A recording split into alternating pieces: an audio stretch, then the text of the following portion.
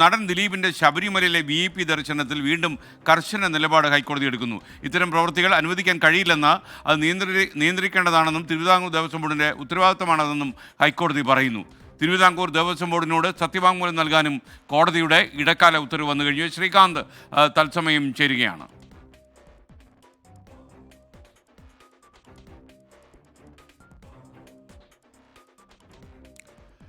ശ്രീകാന്ത് പറയൂ. കാര്യം ഈ ദിലീപ് ഹരിവരാസന സമയത്ത് സോപാനത്തിൽ തുടർന്നുവെന്നാണ് കോടതി കണ്ടെത്തിയിരിക്കുന്നത്. എത്ര സമയം ദിലീപ് അവിടെ കഴിഞ്ഞു എന്ന് പറയണമെന്ന് കോടതി ആവശ്യപ്പെട്ടിരിക്കുന്നു? ഈ ശബരിമലയിൽ നടൻ ദിലീപിന്റെ VIP ദർശനം അത് ഇന്നും കർശന നിലപാടാണ് ഹൈക്കോടതി എടുക്കുന്നത്. നിയന്ത്രിക്കേണ്ടിയിരുന്നത് തിരുവിതാംകൂർ ദേവസ്വം ബോർഡായിരുന്നു എന്നാണ് കോടതി പറയുന്നത്. ഹരിവരാസനം സമയത്ത് അത് ചൊല്ലി നട അടയ്ക്കുന്നത് വരെയും ദിലീപ് അവിടെ തുടർന്നു എന്നുള്ളതാണ് കോടതിയെ ചൊടിപ്പിച്ചത്.